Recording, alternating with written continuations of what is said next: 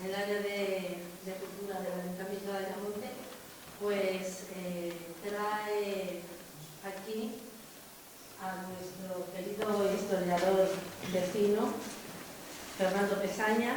En esta ocasión viene con una separata de uno de sus últimos estudios, que a buen seguro nos habrá de gustar a todos, porque versa sobre la piratería y en concreto con alguien que parece ser estuvo por estos mares.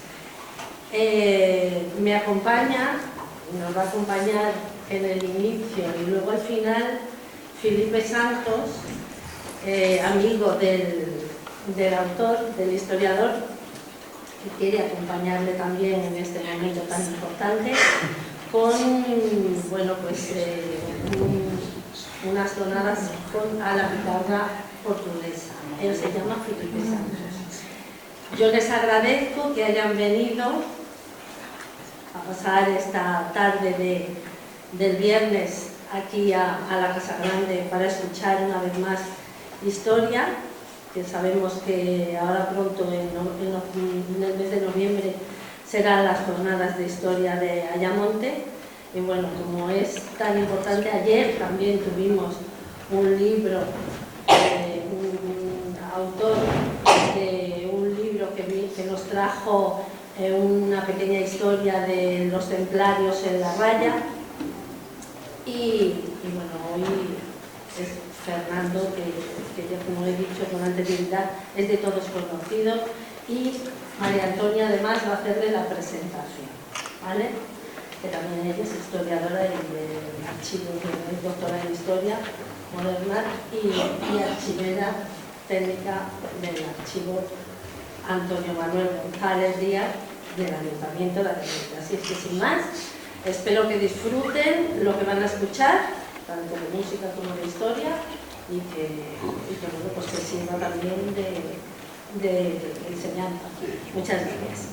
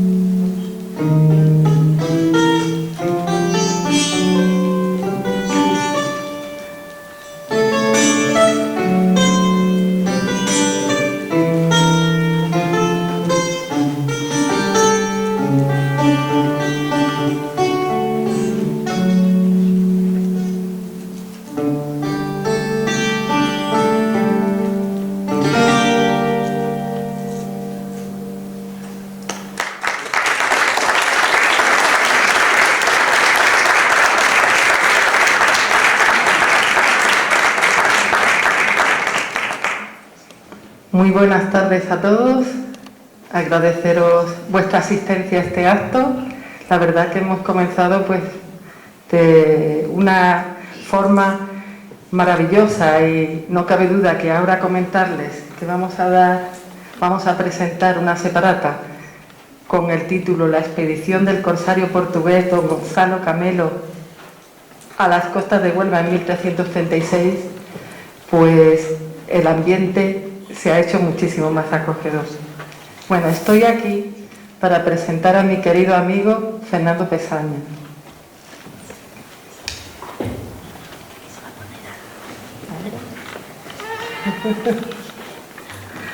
Me pide Fernando que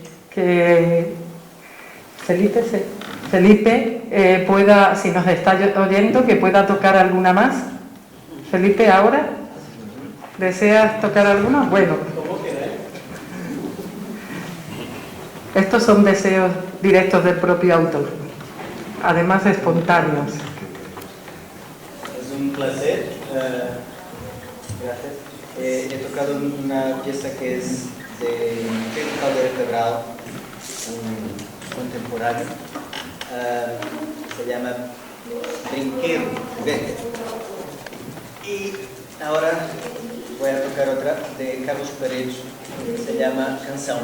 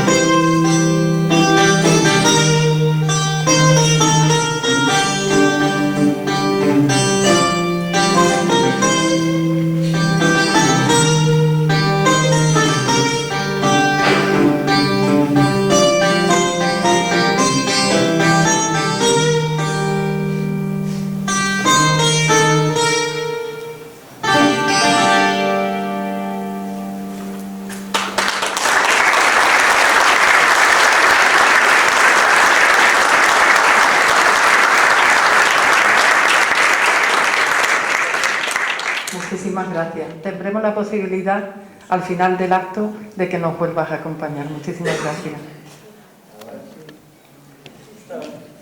Pues como les iba diciendo, tengo el cometido de presentar a mi amigo Fernando Pesaña. Decirles que les hablo un poquito de él y también hago una sencilla introducción de lo que nos va a presentar a continuación. Fernando es doctorando en Patrimonio Histórico por la Universidad de Huelva, licenciado en Patrimonio Cultural por la Universidad del Algarve y con posgrado en Historia del Algarve. Nos conocemos gracias a que ha intervenido en varias ocasiones en las jornadas de Historia de Ayamonte, que en este año, como ha señalado Remedios, nuestra concejala, celebraremos las 26ª jornadas de Historia de la ciudad de Ayamonte. Fernando, bueno, pues ha intervenido aludiendo, por ejemplo, a aspectos del 5º centenario de la fundación de Santo Antonio de Anelilla, a procesos de la Inquisición relacionados con Ayamonte y que se conservan en archivos portugueses, Ayamonte en la expansión portuguesa por el norte de África, las baterías y cómo afectaba eso a nuestra ciudad de artillería de Villarreal durante el siglo XVIII o la piratería en el Bajo Guadiana en el siglo XVI.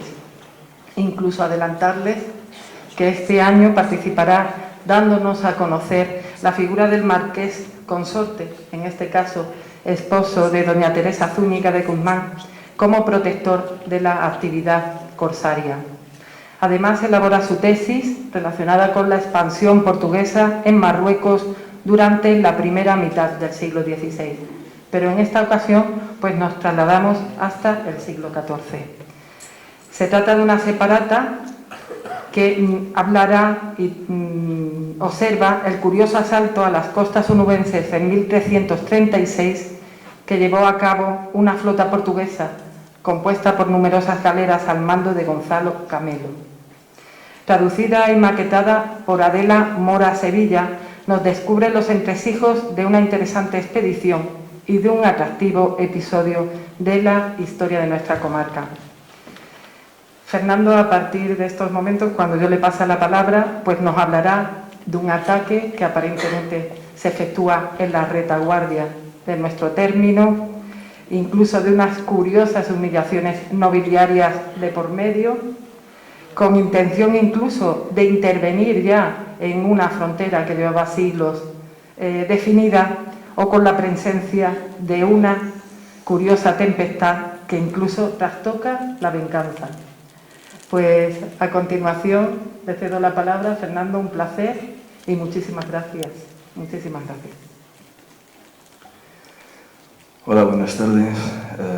Antes de más, gracias a ti, María Antonia, por una vez más compartir la mesa conmigo. Gracias al Ayuntamiento de Ayamonte por una vez más acompañar este acto. A nuestra concejala de Cultura y Remedios. ¿Dónde está Remedios? Ahí estás, Remedios. Un placer estar otra vez contigo y, claro, dar las gracias a todos vosotros que venís para la presentación de que no es un libro, es simplemente una separata de un estudio que fue, de hecho, publicado en la revista Huelva y en su historia, en el último volumen de la revista Huelva en su historia, donde además tú también has publicado un artículo, María Antonia. Este trabajo que os traigo hoy fue publicado, de hecho, por la Universidad de Huelva, la versión en castellano. Esta versión en castellano fue traducida por la editora onubense Adela Mora Sevilla, que es también la autora del diseño de esta portada, que me encanta. A mí me encanta, está muy artístico, muy contemporáneo, no obstante ser una separata de una portada de un tema histórico. ¿Por qué? Porque la investigación original en portugués, en lengua portuguesa, va a ser publicada en la revista Estratégica, que es la revista de la Asociación Portuguesa, es decir, la Asociación Ibérica de Historia Militar, donde están algunos de los mayores expertos en historia militar medieval entre el siglo IV y el siglo XVI. Y que ahora mismo inclusivamente tiene como presidente uno de los mayores académicos españoles en historia medieval, Francisco García Fix, que está en la Universidad de Extremadura ahora mismo. Bueno, lo que os voy a presentar pues es la separata de este tema que fue publicado originalmente en la revista Huelva en su historia. Creo que aquí hay bastantes portugueses hoy, incluso Juan, uno de los profesores de lengua portuguesa de la Escuela de Idiomas aquí de Ayamonte, creo que trajo su clase, está aquí bastante entre portugueses e estudantes de português, então por isso, propositadamente, eu vou fazer uma apresentação bilingue para que também sirva os propósitos pedagógicos da aprendizagem da língua portuguesa para os estudantes de português que nós temos aqui hoje e também um pouco em respeito e homenagem a todos aqueles que desta maneira tão amável e simpática atravessaram o Guadiana para vir assistir a este tema da nossa história partilhada. Bueno, seguimos en castellano y después en portugués también. Bueno, porque nada empieza del nada, conviene decir que este tema de la piratería lo vengo desarrollando a lo largo de los últimos años y uno de los trabajos que presenté dedicado al tema de la piratería aquí ya en la desembocadura del Guadiana fue con Cavaleiros da Ordem de Cristo no combate à pirataria magrebina na Foz do Guadiana en la primera mitad del siglo XVI.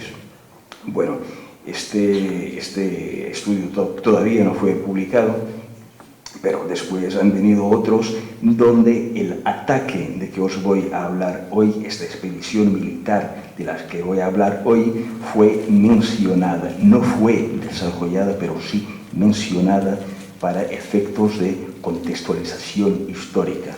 Fue el caso de ataques de pirataria à Foz do Guadiana e a ação de António Leite, alcaide mor de Armilha, que foi publicado en os anais do municipio de Faro en 2018 y después, en el año siguiente, aquí en nuestras jornadas de historia, te digo nuestras porque también ya son mías, son un montón de años participando en las jornadas de historia de Ayamonte. Y en este caso, a pirataria na Foz do Guadiana na primeira metade do século XVI, que fue publicada en las 23 jornadas de historia de Ayamonte y después, ya más tarde, en 2019, a pirataria no extremo sudeste, Algarvio, nos alforos da Idade Moderna, que foi una investigación que tuve el honor de presentar en la Academia de Marinha, de la Marinha de Guerra Portuguesa, en su cuartel general, digamos así, en Lisboa. Y ahora mismo, en los últimos tiempos, o corso e a pirataria no Golfo Luso-Hispano-Marroquino da conquista de Ceuta a morte do rei Dom Manuel, que fue publicada por la revista portuguesa de Historia Militar del Ministerio de la Defensa. Bueno, esto para llegar a la expedición del corsario portugués Don Gonzalo Camilo a las costas de Huelva en 1336. Aquí está la portada de nuestra editora onubense Adela Mora Sevilla y la portada original de la revista Huelva en su historia. Bueno, ¿y por qué hablo de todas estas publicaciones? Porque en todas estas publicaciones he hecho referencia a este ataque corsario que ocurrió aquí a 4 leguas del río de la desembocadura del Guadiana. Pero, como os digo, nunca lo desarrollé debidamente. Para os portugueses e para os estudantes de português, dizer que este objeto de estudo jamais constituiu tema de investigação por qualquer investigador que se tenha dedicado à história da guerra naval a nível da Península Ibérica. Portanto, não somente do Reino de Portugal, como todos os reinos que constituem España. Y de hecho, a lo largo de los años, los investigadores contemporáneos que han escrito, han hecho alguna referencia a esta expedición, han tenido posiciones demasiadamente ambiguas, muchas veces incluso contradictorias. ¿Y esto de qué va? ¿Y esto cómo ocurre? Hay la necesidad de aclarar efectivamente lo que pasó. Es simplemente, vamos a ver, es simplemente un episodio que ocurre en un contexto bélico durante la guerra luso-castellana de 1336-1339. Vale, o sea, no podemos aislar este acontecimiento de toda la conjuntura bélica, guerrera, política, diplomática de la realidad de entonces. Por eso mismo, yo no quiero fastidiaros con una presentación que sea pesada. Portanto, vocês, estudantes de português e outros portugueses, tirem o cavalinho da chuva, porque eu não pretendo dar seca nenhuma. Simplesmente o que é pretendido hoje é criar aqui algum teaser, como dizem os cinematográficos anglo-saxónicos, para captar a vossa atenção, incluso para que depois puedan comprarla separada, que tampoco es cara, 5 euros, simplemente para pagar la edición, la impresión, y leer de una manera confortable en casa, con ganas después de ver y de leer también los pies de nota para percibir que está basada en documentación primaria y no es una cosa que se base en leyendas y en mitología urbana y lo demás. Bueno, lo que tenemos en esta separata es constituida por introducción, contextualización, el asalto a las costas de Huelva en la bibliografía contemporánea, o sea, es decir, lo que cada uno de los investigadores contemporáneos aportó a este tema. Después el asalto a las costas de Huelva, don Gonzalo Camel, el comandante de esta expedición, los recursos materiales empleados, los recursos humanos, el asalto a Lepe, el asalto a Gibraleón, el regreso a Lepe y el último combate de la expedición. Después, claro, las respectivas conclusiones, las fuentes impresas y la bibliografía. Vamos, que para contextualizar, y esto creo que es el más importante, deciros que este ataque, esta expedición corsaria a las costas de Huelva, tienen por motivo, y esto es lo que nos comenta el cronista portugués Rui de Pina. Ya sabemos que las crónicas valen lo que valen, ¿vale? Pero todavía, aún así, muchas veces son la única fuente disponible que tenemos para conocer determinados momentos y episodios de la historia. Por eso el historiador tiene que tener la capacidad de interpretar lo que escribe el cronista, porque, vamos a ver, seamos honestos, el cronista está a ser pagado por el monarca para escribir muchas veces propagandas y ideologías políticas. Bueno, hay que tener todo esto en consideración y hacer un ejercicio crítico, analítico de las fuentes y de toda la contextualización histórica del momento. Bueno, pero nos dice el portugués Rui de Pina que el desdichado matrimonio de Dona María de Portugal, hija de don Afonso IV con Alfonso XI, rey de Castilla, fue el motivo que abrió las hostilidades. Por otras palabras, la humillación a que el rey castellano expuso, Dona María, maltratada abiertamente por la relación extramatrimonial que éste mantenía con Leonor de Guzmán, que vosotros españoles conocéis muchísimo mejor que yo esta relación del rey con Leonor de Guzmán, la sevillana. Bueno, este es, digamos, el pretexto que encuentra, no seamos aquí inocentes, este es el pretexto que encuentra el rei português para, juntamente com outros aliados castelhanos que são opositores do rei de Castelo Afonso XI, Afonso XI, são os motivos que encontram para declarar guerra à Espanha, sobre um pretexto que, enfim, muitas vezes é necessário haver o que se denomina em latim de casus belli para legitimar a guerra. Bueno, lo vemos ahora con Ucrania y con Rusia.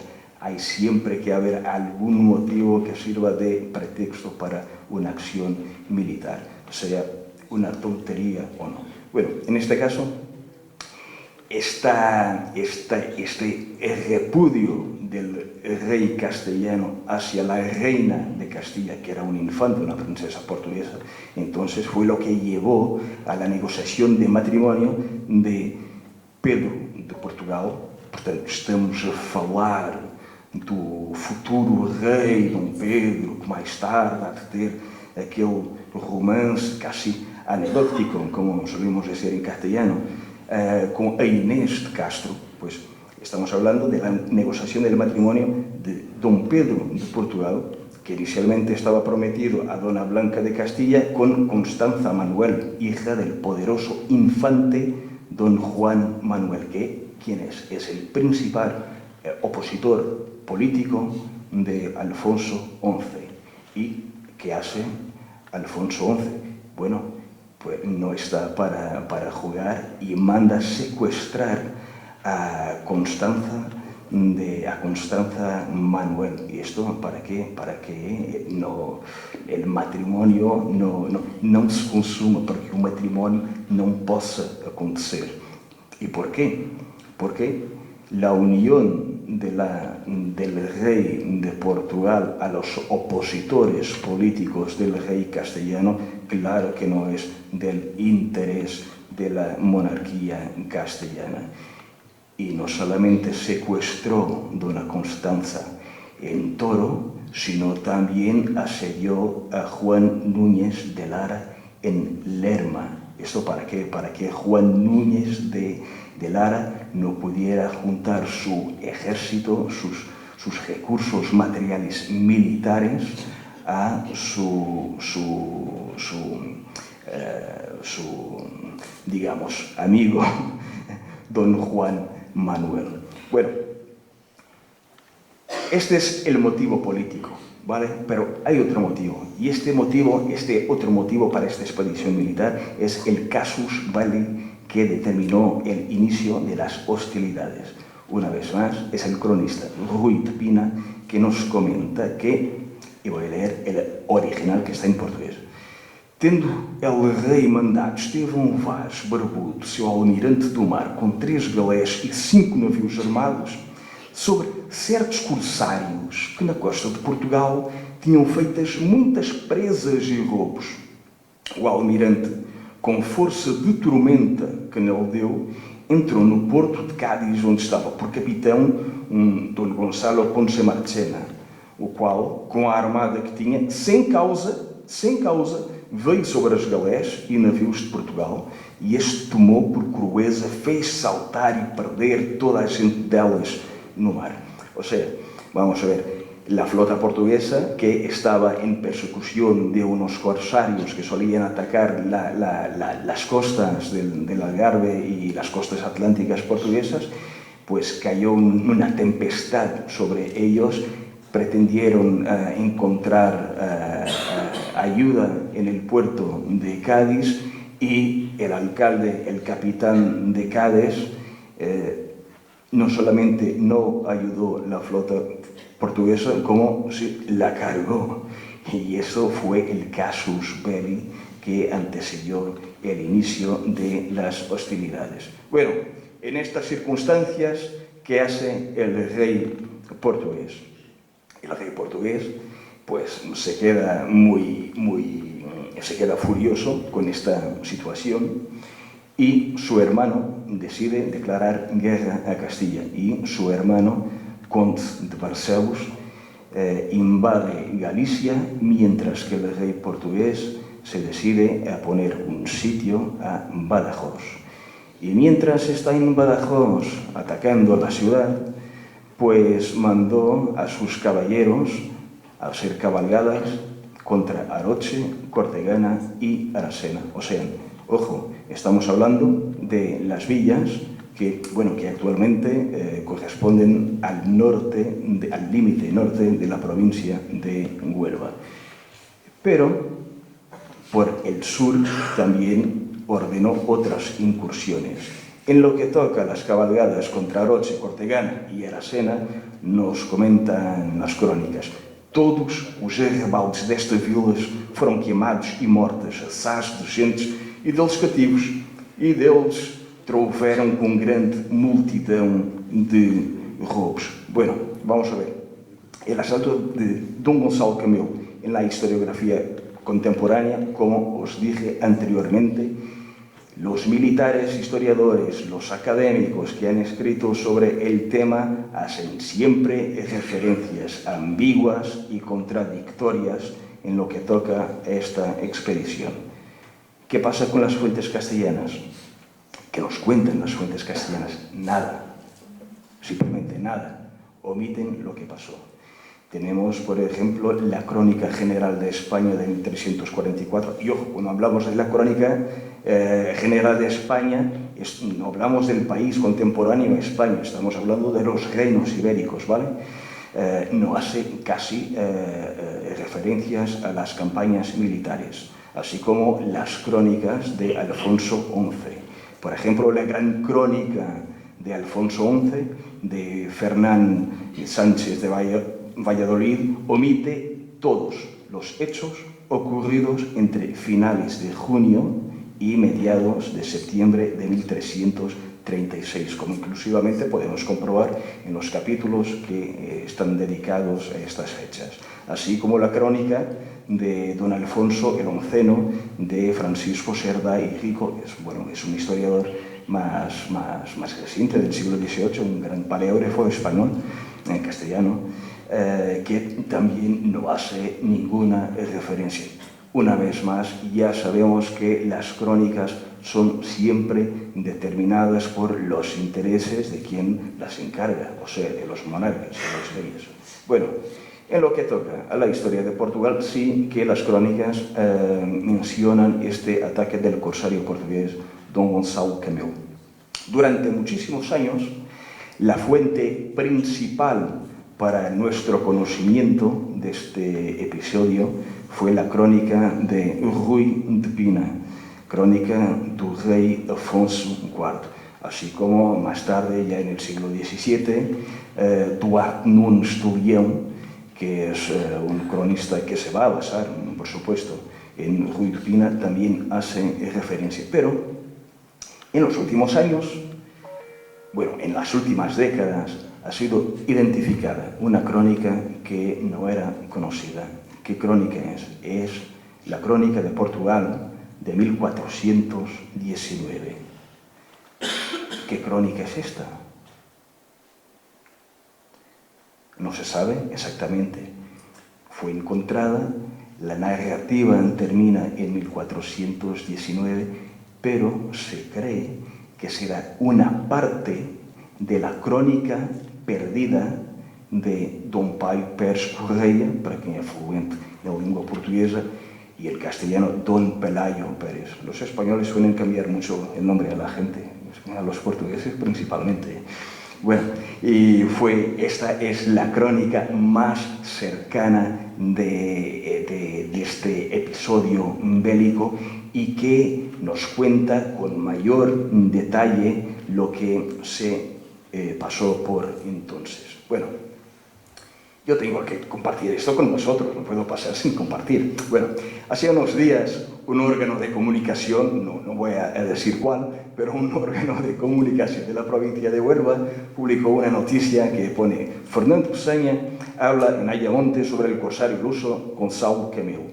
Y este caballero educado, diplomático, culto, dice el siguiente: ja, ja, ja, el presunto corsario Camil fue eso, un Camil. Y no estuvo silenciado por las crónicas, es que no existió. Dicen que era un pobre pescador con un trastorno mental que fue abofeteado por un ayamontino y que escapó haciéndose caca por los pantalones abajo. Así que no nos cuenten inventos ni pretendan que nos asaltaron, porque no es así. Más bien es al revés. Nosotros asaltamos actualmente, en el siglo XXI, las costas portuguesas y nos llevamos lo mejor: la comida y las noches algarbias y los cocidos de la lagar mar. Bueno, yo no sé quién es este caballero, no sé quién es este caballero, este señor tan chauvinista, pero de hecho, hombre, claro que sí sabemos quién es don Gonçalo Camil, por supuesto. Incluso los historiadores españoles saben perfectamente. ¿Y quién es? Bueno, la primera referencia que tenemos a él es de 1333 y aparece como testigo de un compromiso de deuda en Vilanova Boa do Bispo. Ojo, que no estamos hablando de Vila do Bispo, que está aquí en el Algarve portugués, justo ahí es la sede de Concello de Vila de Sagres. Está ahí en el norte, como pone aquí la ubicación en este mapa. En 1339, ya en el final de esta guerra luso-castellana, es mencionado como infanzón. Infanzón es una palabra medieval para decir noble hombre, pues un hidalgo, como sería más frecuente en las crónicas más después. Natural del monasterio de Mancels. ¿Dónde está Mancels? Está poquitos kilómetros al norte de Vila Boa do Bispo. Después, en 1340, Alfonso IV de Portugal le confirma la jurisdicción de la Quinta y Honra de Paços, en Guimarães. O sea, estamos viendo que es un noble del norte de Portugal que tiene su patrimonio ubicado en la ciudad cuna del reino portugués, que es Guimarães, efectivamente. Más tarde, en 1355, pues aparece como vasallo de la casa del infante Don Pedro. Infante Don Pedro, estamos hablando del futuro Don Pedro de Portugal, que una vez más es conocido en España, en Castilla, por su anécdota amorosa ¿con quién? Inés Castro. Vale. Y cuanto a la familia de este Gonçalo Camil, bueno, era hijo de Nuno Gonçalves Camil. Vale, hasta aquí nada. Pero era casado con Beatriz Fernández de Cogumino. No tuvo descendencia de esta mujer, incluso murió y acabó por casarse después con Aldonza Rodríguez Pereira. Pero, ¿por qué es este hombre? Es invitado y el rey portugués le entrega 20 embarcaciones y le entrega 2000 hombres para combatir los castellanos que están en el litoral de la provincia de Huelva. Comenta un colega mío que, bueno, es el catedrático de Historia Medieval de la Universidad de Oporto, que es José Augusto Sotomayor Pizarro. Ojo en el apellido, es un castellano que está en Portugal, o sea, tiene antecedentes castellanos. José Augusto Sotomayor Pizarro. Y comenta él que a lo mejor esto pasó porque este don Gonçalo Camil estaba entonces en la corte portuguesa y consiguió pues la confianza del rey. Bueno, yo creo que es más, no solamente esto, pero también las relaciones familiares que tenía este hombre. Agora, falando um bocadinho em português para a malta que está aqui da Escola de Idiomas e para os outros portugueses, nós temos que ter em consideração que o nosso Dom Gonçalo Camelo era casado com quem? Com a neta do mítico Nuno Fernandes Cuguminho. ¿Y quién es este hombre? Nuno Fernandes Cuguminho. Es el antecesor del almirante de entonces, Manuel Peçanha, que vino para Portugal y que se tornó en el almirante de Portugal en 1317 y que da inicio después a toda una dinastía de almirantes con este apellido Peçanha, que son mis antepasados. Y es esta relación familiar que explica por qué fue don Gonçalo Camelo invitado para dirigir esta operación militar. Porque, ojo, esta mujer, Beatriz Fernandes de Cuguminho, es la hija única de Fernão Nunes Cuguminho, porque es hijo único varón del almirante Nuno Fernandes Cuguminho. O sea, si el almirantazgo no es entregado a Manuel Peçanha, a lo mejor el almirante de Portugal entonces sería este hombre por su casamiento con esta dona Beatriz, que sería la heredera del título del almirantazgo de Portugal.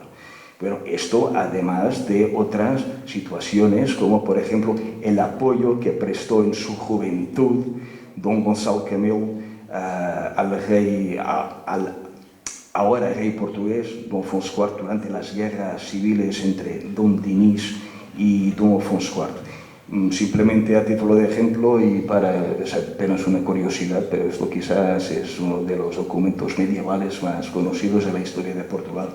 Es el contrato que hace el rey don Dinis con el almirante Manuel Peçanha, que de hecho es el hombre que va renovar toda la marinería de guerra portuguesa para combatir los ataques corsarios que vienen del mundo islámico, de Marruecos, pero sino también de otros reinos de Castilla. Bueno, en cuanto a la expedición, yo no quiero hablar demasiado de la expedición, quiero simplemente explicaros, hacer esta contextualización para que después en casa más tranquilamente puedan hacer vuestra lectura, después mirando también los pies de nota. Pero en relación a la expedición y para sostener aquí la importancia de esta crónica de Portugal de 1419, veamos que Rui de Pina, el cronista portugués, nos comenta, habla en 2.000 homens de peleja y 20 galés y navíos. Pero, ojo, el cronista portugués, ya de la transición del siglo XV para el XVI, no discrimina la composición de la flota portuguesa. Nada, habla en 20 barcos, nada más. Sin embargo, la crónica de Portugal de 1419, que está más cerca, a lo mejor fue escrita en castellano porque puede que sea la crónica perdida de don Pelayo Pérez y puede que esta crónica de Portugal sea simplemente una parte que fue traducida entonces al portugués. Nos habla en 5 galés, 7 naus e outras fustas pequenas, até 20 por todas. Claro, nosotros sabemos que los buques de guerra en el siglo XIV son las galés, las galeras. Son barcos muchísimo largos, llevan mucha guarnición militar, pero no tienen capacidad para llevar suministros. Ou seja, estes barcos que nós em língua portuguesa chamamos de galés, podem levar muita gente, podem levar efetivamente muitos soldados, mas depois falta levar outros barcos que levem os devidos abastecimentos, porque uma campanha prolongada no tempo e geograficamente necessita, por requisitos óbvios, ter abastecimentos para conseguir alimentar tanta gente, tanto homem, tanto soldado, tanto marinheiro. Bueno, esto es muy importante porque bueno, una cosa es tener 20 galeras para atacar las costas de Huelva, otra cosa es tener 5 galeras para atacar las costas de Huelva.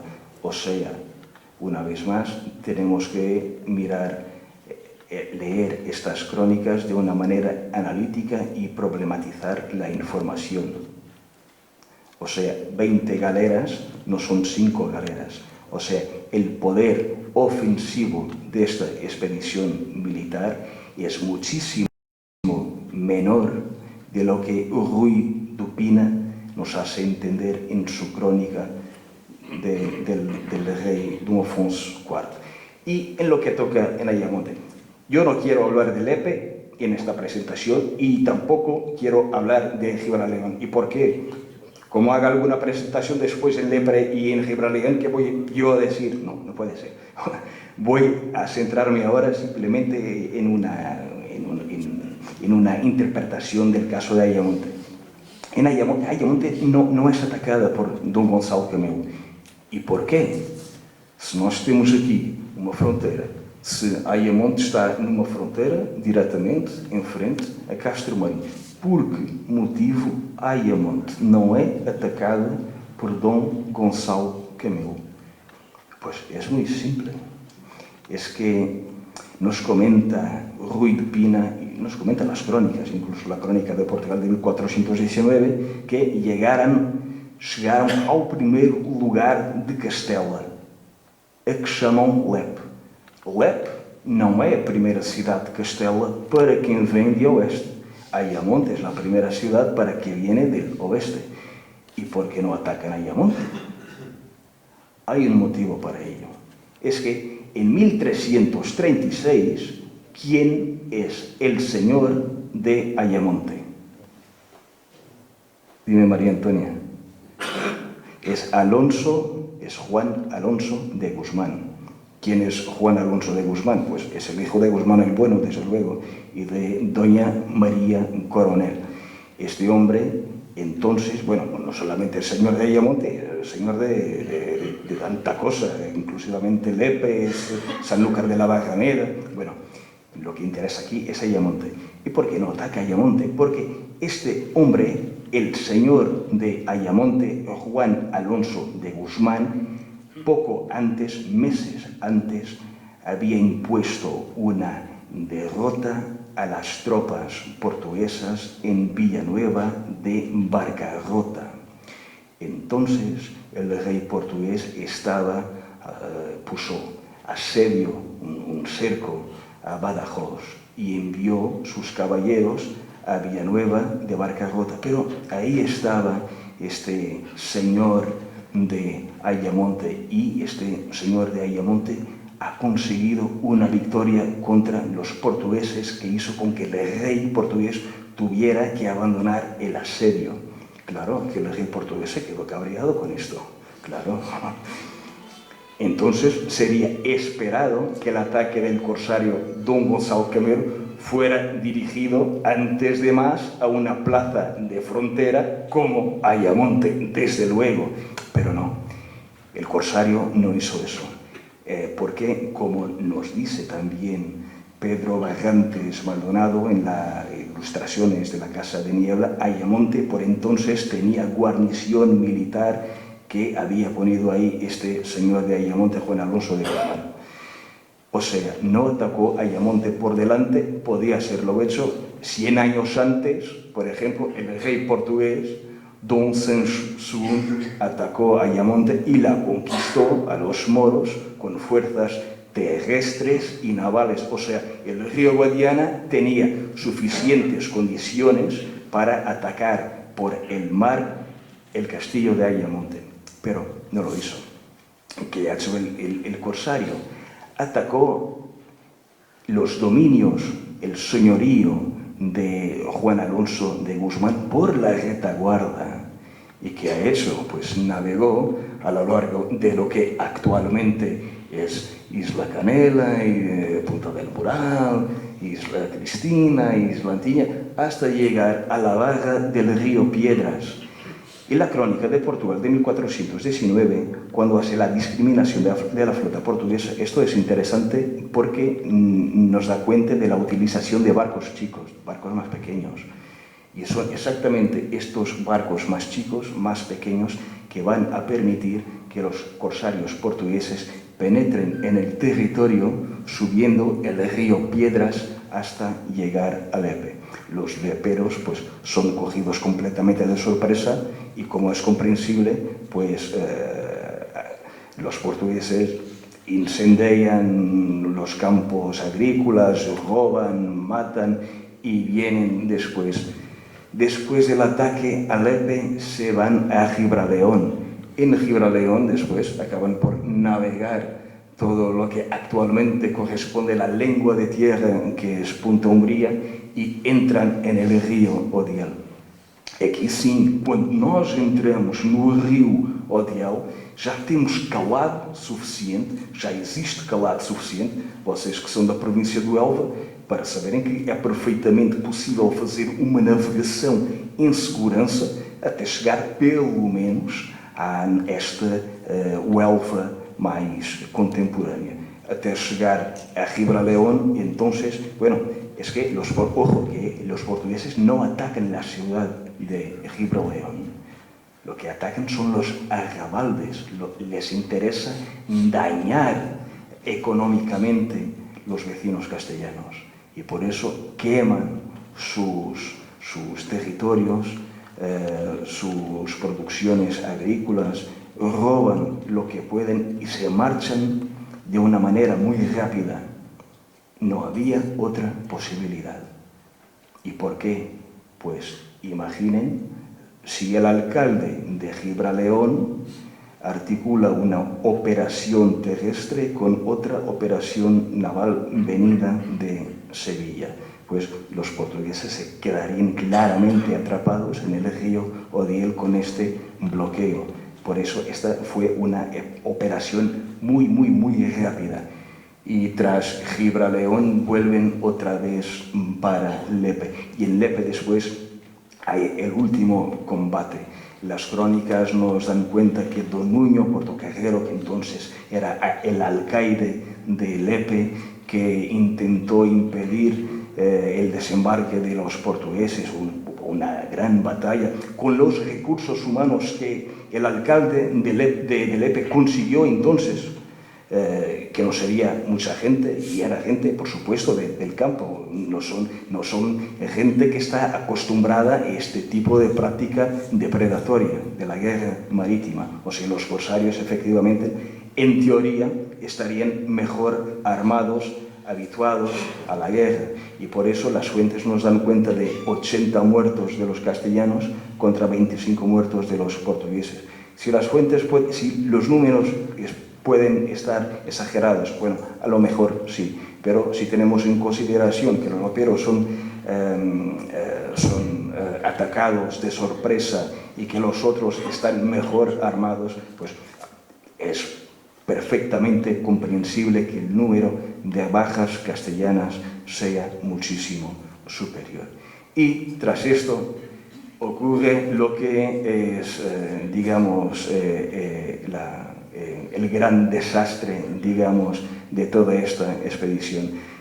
El rey castellano, cuando sabe del ataque de los corsarios portugueses a las costas de Huelva, se queda muy enfadado, se queda furioso, claro, y arma una armada en Sevilla para capturar, para cargarse la flota portuguesa.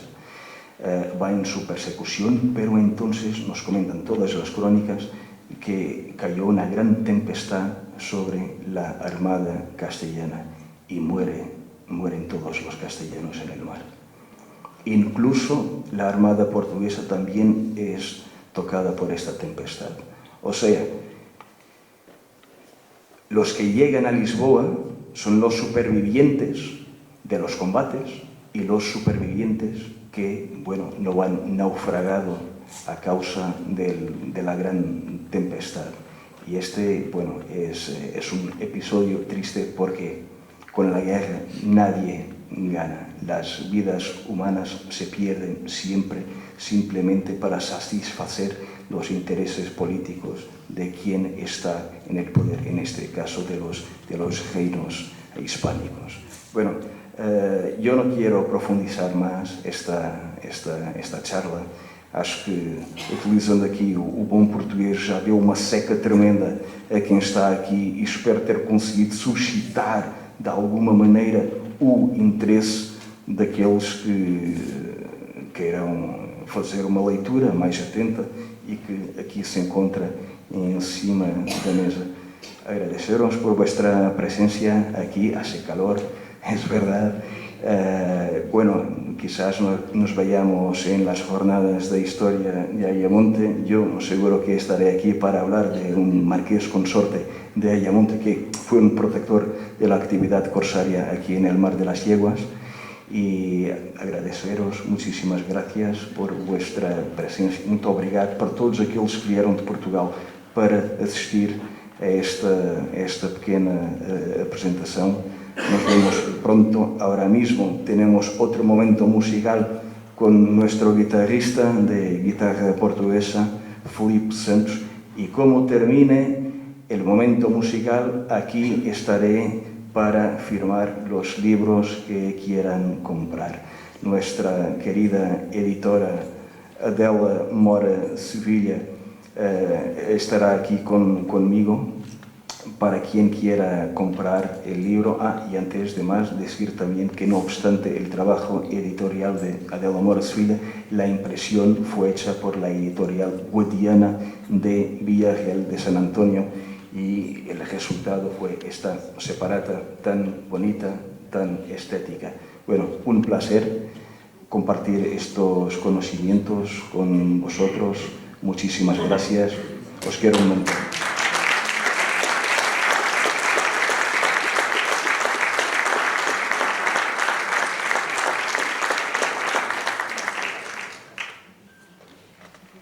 Filipe.